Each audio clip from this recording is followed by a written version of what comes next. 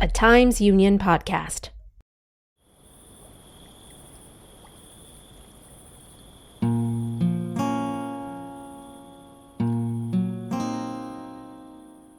Previously on The Girl in the Pond. Hazel came from a dysfunctional family. Investigators tried to get information from Hazel's family. He mesmerized her, or what you call hypnotized my Hazel, and she did whatever he asked of her. He took her out there while she was under his influence and murdered her. 'Tis the last rose of summer left blooming alone. This is The Girl in the Pond, Episode 5, The Third Degree and the Fourth Estate. This episode contains subject matter that may be disturbing to some people, so please listen on with care.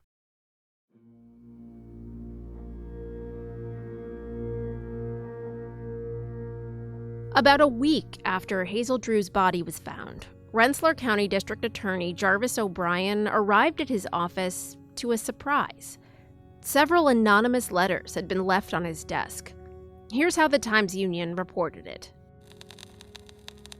District Attorney O'Brien received in his mail late today a number of letters which contained clues as to the friends and intimate acquaintances of Hazel Drew, the young girl who was mysteriously murdered and whose body was found floating near Teal Pond in the vicinity of Averill Park last Saturday. The district attorney places so much importance on this information that he has decided to postpone the inquest until after these clues are run down and the people mentioned are interviewed. O'Brien usually spoke to reporters throughout his workday. They'd hang out outside his office, hungry for updates on sensational cases. He was unusually tight-lipped that day, though. Here's what he told a reporter from the Evening World about what was in the letters. Hazel Drew met a man at the depot. They drove to Averill Park. He returned the delivery wagon after midnight. He refused to say more.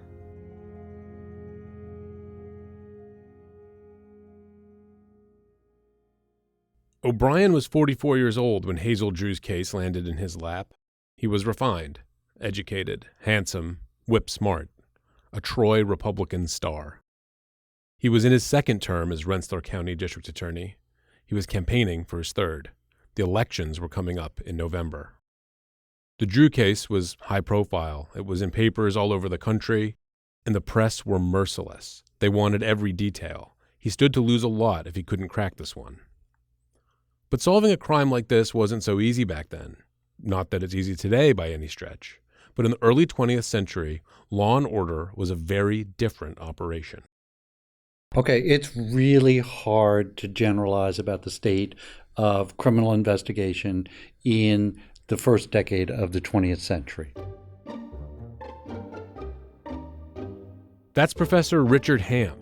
We visited him at the State University of New York at Albany. He's a legal historian. He studies the interaction of law and society in the 19th and 20th century United States. Crime and the history of criminal trials in particular. All law enforcement at this period was local. There's no such thing as the FBI. There's compartmentalized law enforcement. I took one of Professor Ham's classes in college and was hooked. I knew he would be the perfect person to put into perspective for us what Jarvis O'Brien was facing with this investigation in 1908. Police forces, say 1900, police forces are 50 to 60 years old at this point. And they start in America in the urban areas. The police forces that are built are basically built to control disorder. They're not built to investigate crime. They're built to round up drunks on Friday and Saturday night. They're built to keep tramps moving out of your city. They're built in places that are worried about race to control black people. Basically, Ham is saying in a city like Troy, policemen were hired for being burly guys who could wield clubs. Investigating crime was not in the job description. That was for the highfalutin detectives of private agencies like the Pinkertons. It would eventually become a police duty, though, thanks in part to a very famous fictional detective. But how do you know about them? Elementary, my dear Watson. This man has been dead for at least 2 hours.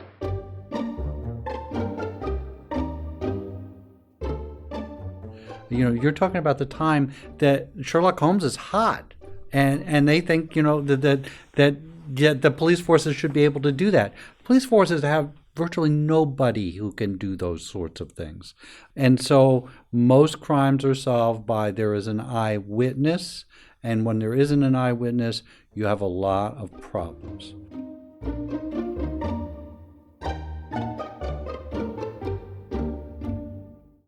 When it came to investigating witnesses, what the police were usually best of doing was torturing somebody into a confession. I'm looking for a generic word for this, but this is really what they did. There's something called the third degree. They beat people up, and people confessed. And we know about torture that it basically produces false confessions. So if the police want to fix a crime on somebody, they can easily use confessions to do that.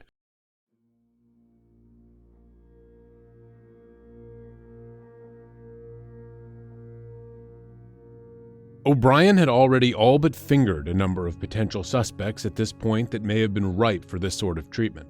There was Frank Smith, the simple farmhand, who said he saw Hazel Drew near Teal's Pond the night she was believed to have been murdered. There was also Hazel's gruff uncle William Taylor, who lived near the pond, and the tight-lipped Aunt Minnie they believed was hiding something about Hazel. But here's the thing, there never was a confession in the Hazel Drew case, forced or otherwise. There was never an arrest. There was never even an official suspect.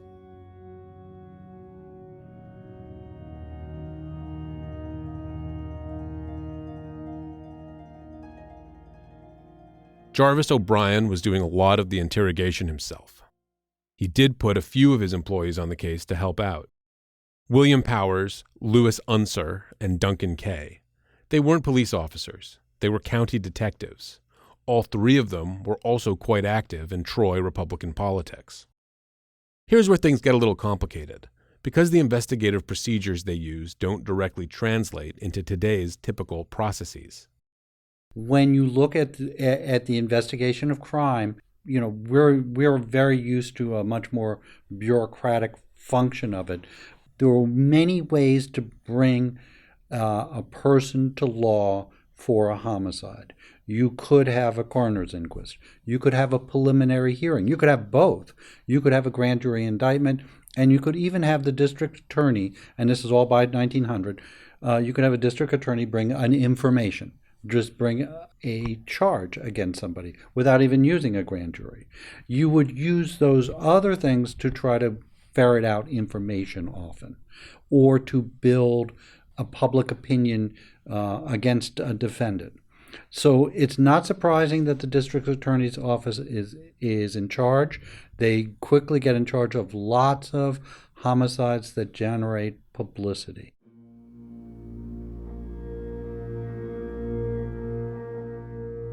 O'Brien and his detectives were gathering evidence for a coroner's inquest, not a grand jury or a criminal trial. A coroner's job is to determine a cause of death. That was the same back then as it is today, and as Richard Ham would tell you, one of the earliest jobs in what would eventually become the American conception of law enforcement.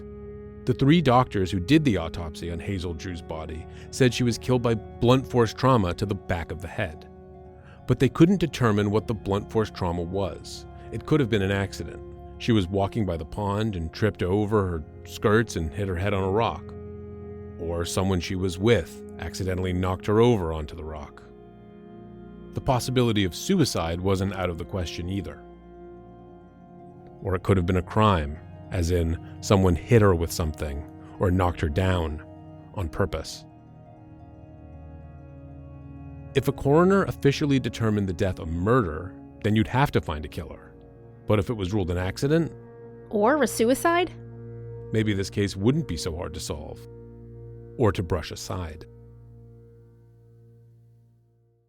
The truth of the matter is the police in the early 20th century were hopelessly corrupt.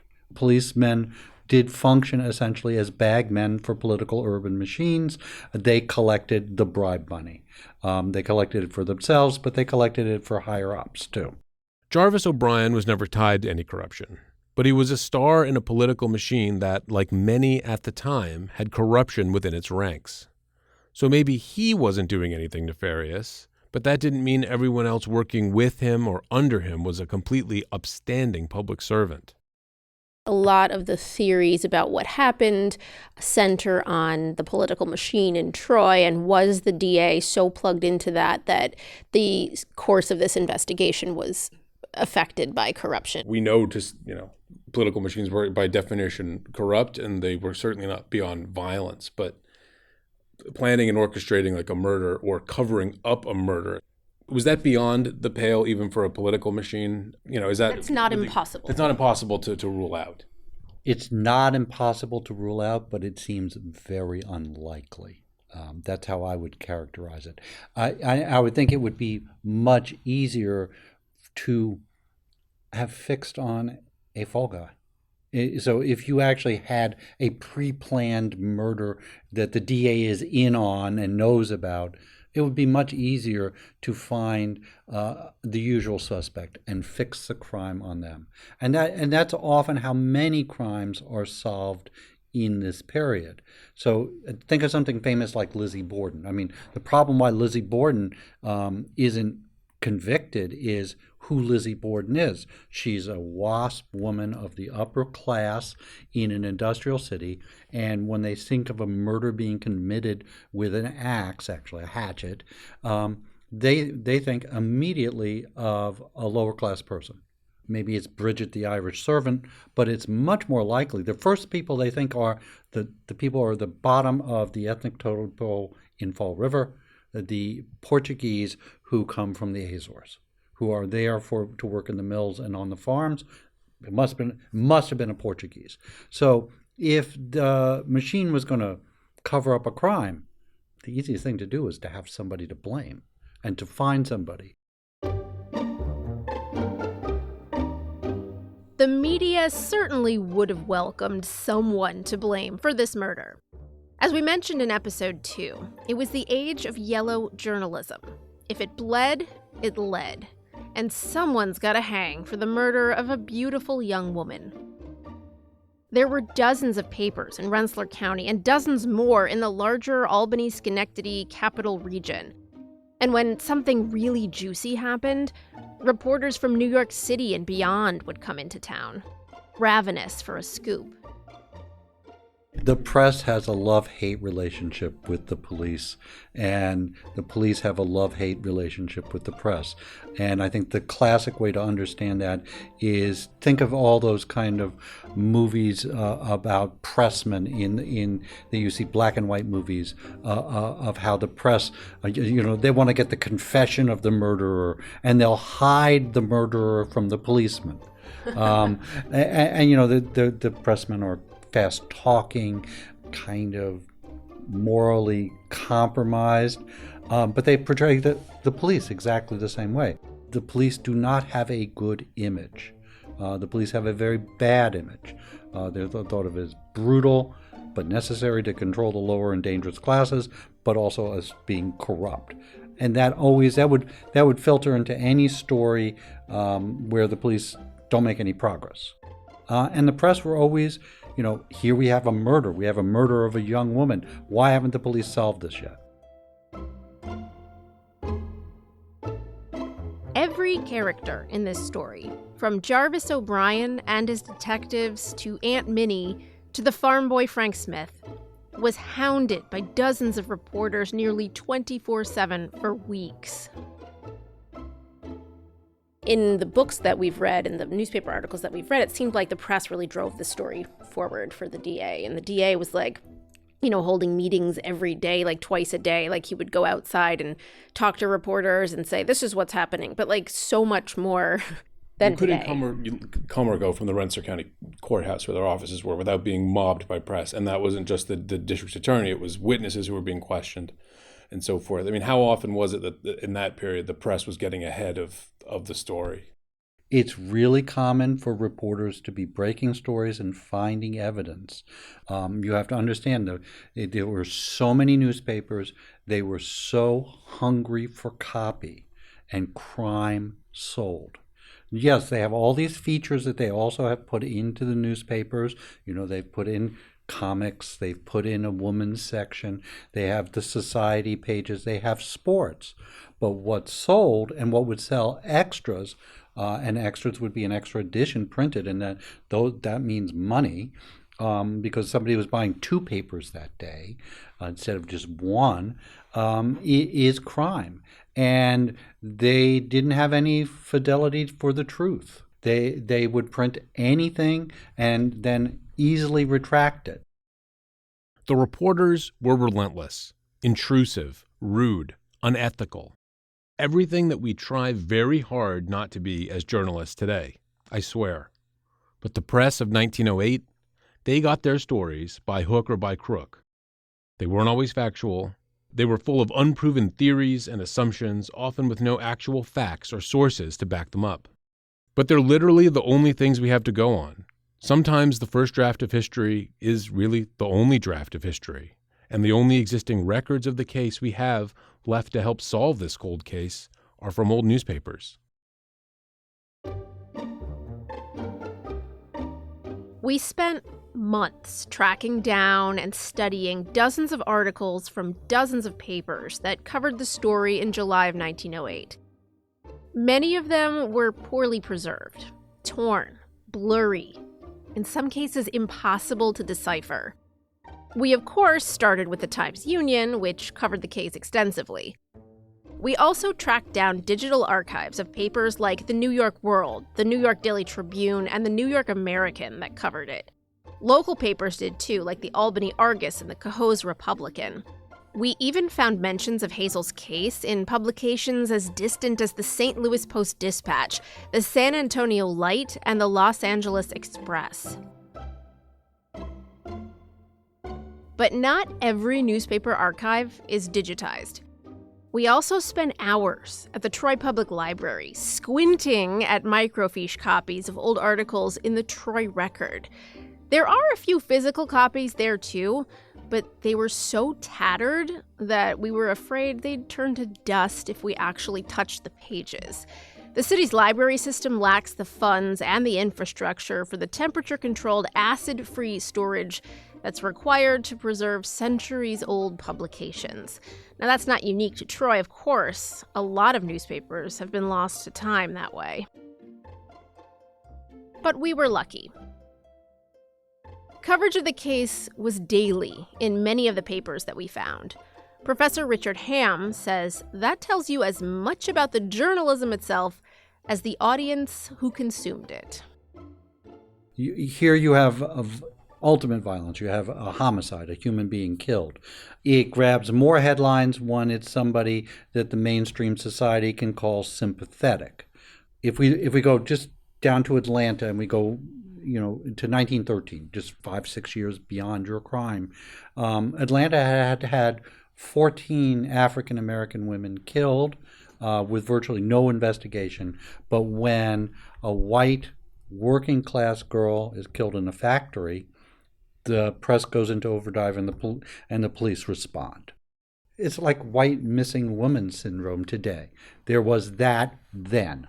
I really keyed in on the missing white woman syndrome thing because it just made me think. I'm like, well, okay, so were there any, women of color who were murdered at that time that just never got any attention? I don't know if we'll ever know that, if we'll ever find out. Yeah, but the answer is yes. Yeah. There were. We right. know that. Yeah. And where you can find that is in actually the African American press. A topic for season 2, perhaps. Anyway, we scanned the archives, hyper-focused on stories about Hazel Drew. But we couldn't help glancing at some of the other headlines next to them. Any mention of black people was only in stories about lynchings. Mentions of immigrants were often only associated with crimes that they were accused of committing. And white women, well, they were either in the society pages as paragons of virtue, or they were the unfortunate victims of assault that was usually painted as their own fault.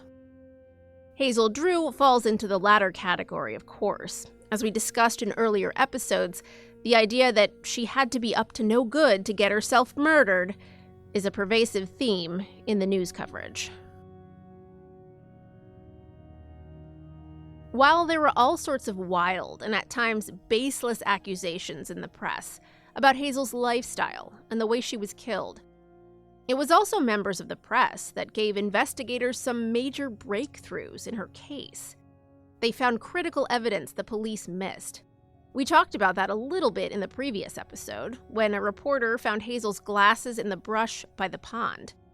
And there's much more where that came from. Journalism was probably more professional than police. I mean, there's no police training schools that exist at this point, but there are journalism schools at this point, and they are trying to develop standards. But it's a competition against the financial incentives. We're going to take a short break. We'll be right back.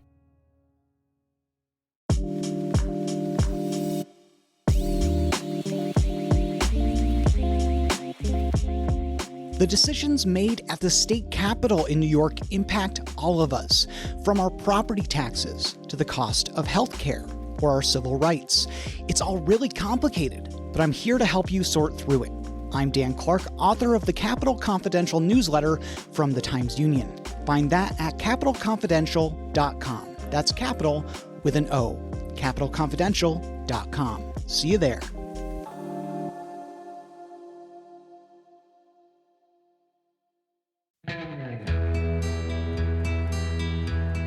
Schoharie County Sheriff's Office and New York State Police Patrols responded to a motor vehicle crash at the intersection of State Route 30 and State Route 30A in the town of Schoharie. The limo crash that killed 20 people in upstate New York on October 6, 2018 is one of the deadliest ground transportation disasters in U.S. history. Things should have never been on the road to begin with. How the hell did this happen? The owner of the limousine company was a former FBI informant. Well, this was certainly one of the most egregious cases of intentional disregard for human life. It's a story of tragedy and loss, of negligence and consequence. But more than anything else, it's a story of catastrophic failure. We just want the truth to come out.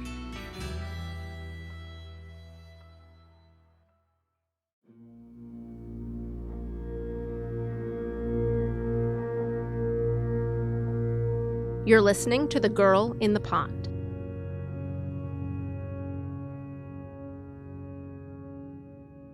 We know Jarvis O'Brien and his crew of county detectives never solved the case.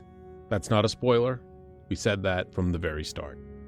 But they did make some major headway in their investigation. Enough that we can form what we believe are credible theories about what happened to Hazel Drew that night in July of 1908. Let's rewind back to the early days, before Jarvis O'Brien found anonymous letters on his desk that we mentioned earlier in this episode. Hazel's parents told O'Brien during their interrogation that a trunk of their daughter's belongings showed up at their house in South Troy on Monday, July 6th, the afternoon before she was believed to have been murdered. They had not been expecting it. It was shipped from the house of Hazel's employer, RPI professor E.R. Carey. Detectives questioned Carey's wife. She told them Hazel had returned from time off for the 4th of July weekend on a Monday morning, July 6th. She asked Hazel to do the laundry. Hazel refused. Then she quit on the spot. The Careys couldn't say why. Hazel didn't give a reason. Mrs. Carey gave Hazel the final $4.50 in wages she was due, and then Hazel left their house around 10 a.m. Her trunk was picked up later that afternoon by the Westcott Express Company. Investigators also found crumpled up drafts of letters Hazel had written in the trash at the Careys' house. Mark Marshall thought that was a really interesting find. Well, what the investigators found in a waste paper basket in Carey's home where she stayed, they found letters that were written to other people that they received, but she had copies of the letters in a trash bin, written in pencil. And it seemed to them that she would write the letters out first to make corrections, and then then do a final copy and mail them out. For investigators, that discovery was a jackpot. Letters in Hazel's handwriting may reveal her killer. But they missed something when they searched the Carries, something big that a reporter found instead.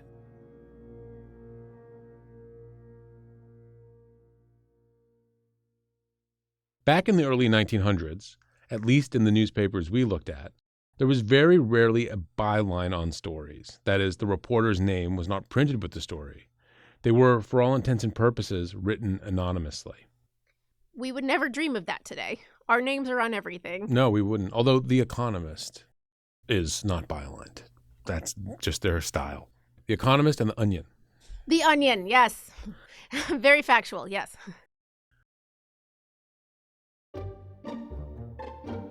But there was one reporter at the time who everyone knew, William Montgomery Clemens. He wrote for the New York World, Joseph Pulitzer's daily newspaper, one of the biggest in the age of yellow journalism. It had 1 million subscribers, and it was filled with stories of salacious scandal and sex. Clemens was 48 at the time.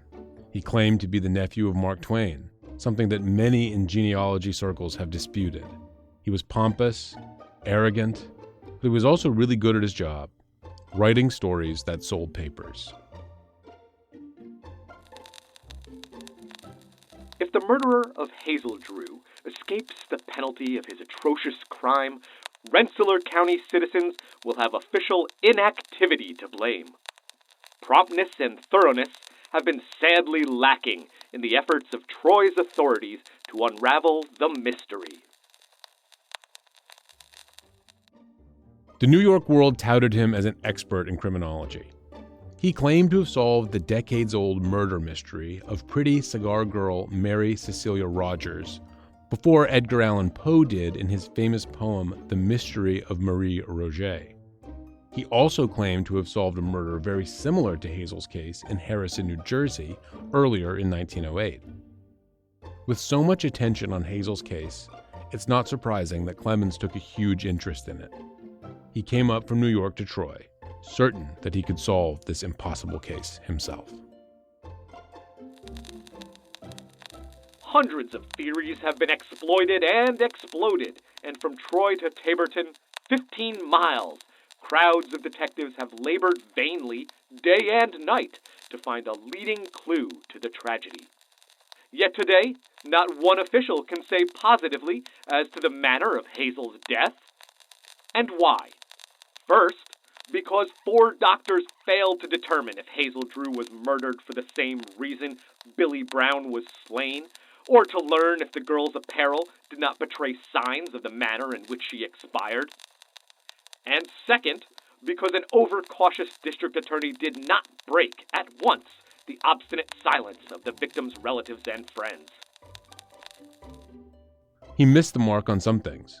At one point, he was convinced that the doctors who performed the autopsy on Hazel were wrong about her cause of death. He believed adamantly that she had been strangled by her pink corset ribbon. The doctors were equally adamant that strangulation was not the cause of death. Without a known motive, without positive assurances of why the girl was slain, easily ascertainable from a careful autopsy, detectives, willing, but at sea, have lost almost 2 weeks of time in their search for the murderer. But Clemens made a few important discoveries the police had missed. She was getting ready to quit the Carries. She also took a hat box and she destroyed different articles and photographs that she had of her past life, like postcards and stuff, that places where she visited. She tore them up and put them into the hat box and put the hat box down in the basement to be incinerated. And William Clemens is, a week later, is the one who found that one. The police didn't even know that was there. What Clemens and later investigators found in that hat box led to some big breaks in the case. How are we feeling about the ethics of the journalism of William Montgomery Clemens? Because it kind of makes my skin crawl a little bit. Yeah, I mean, it's gross. It's not how reputable papers behaved, but seemed like par for the course at the time. It did shake the leaves loose from the trees, as we say, a little bit. The dynamic of the police being what they were at the time, not these seasoned Sherlock Holmes type detectives and the resources that they had. Would anything have developed in the case if the journalists hadn't been slightly unethical? It makes my skin crawl. I think on balance in the larger scheme of things, maybe, and he did find things that the police had missed. Yeah, and the idea that you would in a case like this, that you would throw things at the wall to see if they stick, and then be like, oh yeah, well that wasn't true, or just ignoring it or whatever, as a method of operating as a journalist. Well, I think she got killed with her corset string. I'm just gonna put that out there and see what happens. Yeah, trying to fit the facts around the story is something that happened all the time. Also, there's just even in that little detail, you're playing into something dark and speculative that for whatever reason he has it in his head that this is the way it happened because it fits in with the conception of how he saw her or sees women or what he thinks his prurient-minded readers might want to hear about. Whatever sells papers, man.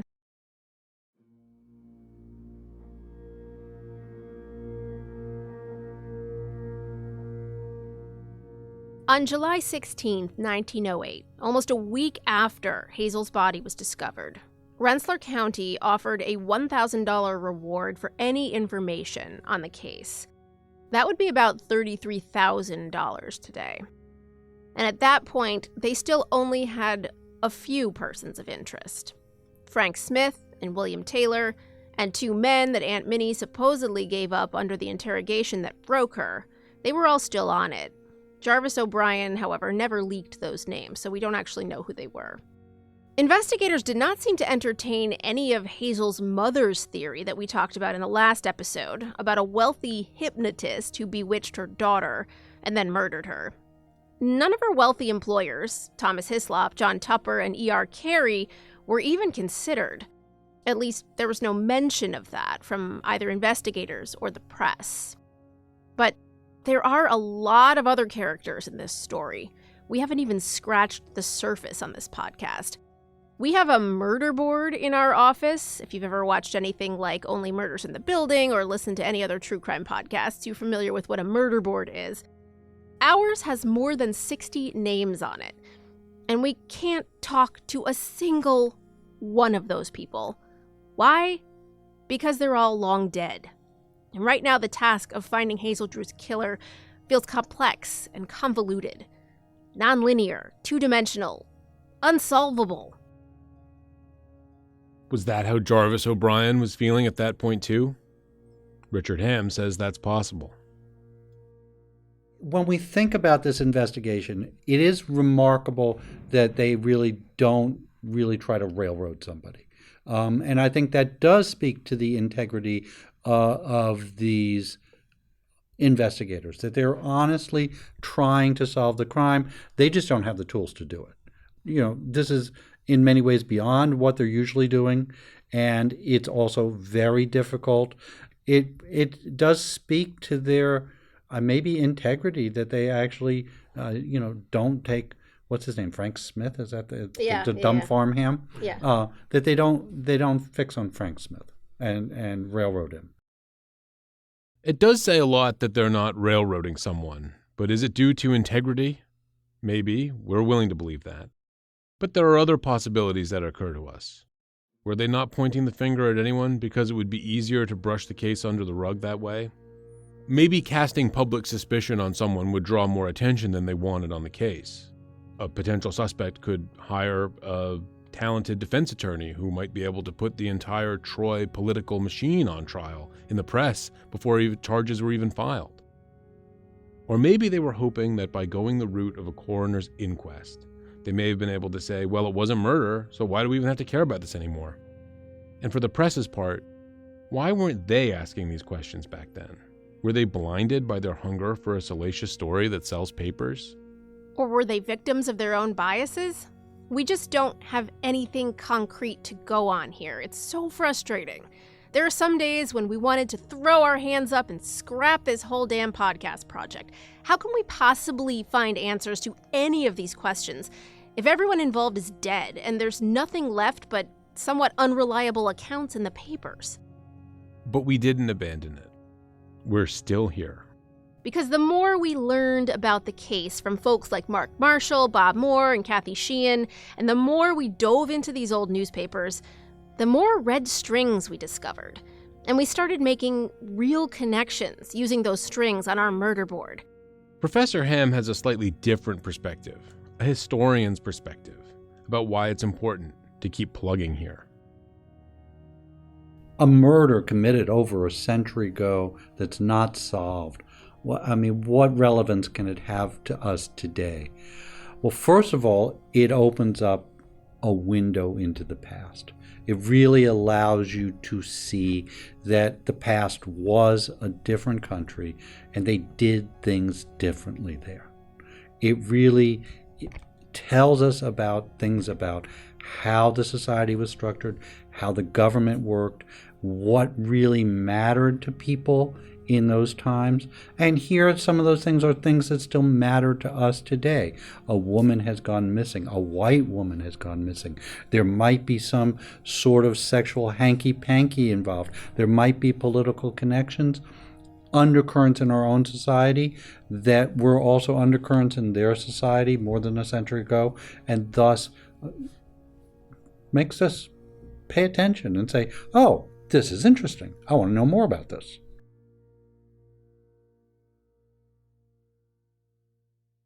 And indeed, there is much more to know about this case.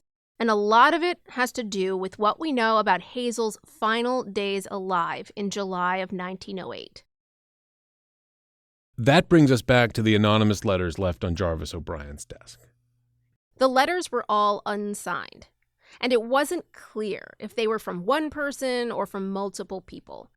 But they were all very specific. Jarvis O'Brien said they contained information about a man who picked Hazel up the night that they believed she was murdered.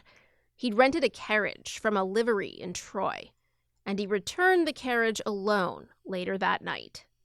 This detail would come to play a huge role in what would soon develop in the investigation.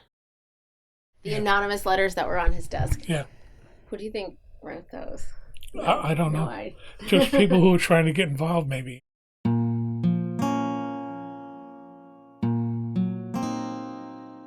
Next time on The Girl in the Pond, we'll trace Hazel's many movements in the days before her body was found.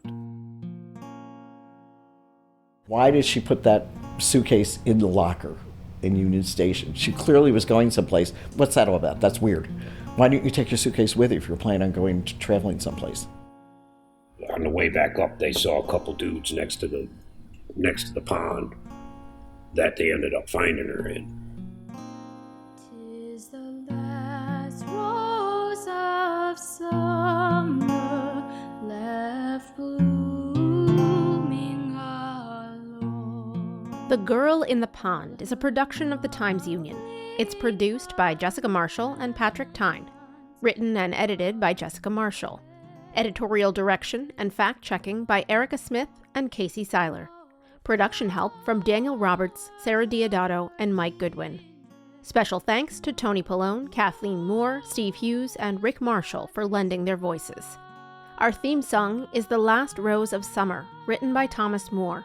Musical arrangement by Matthew A. Streifert. Vocals by Josephine Diodato. Additional music supplied by Lionel Cohen and Francois Couture via Getty Images. I'll not leave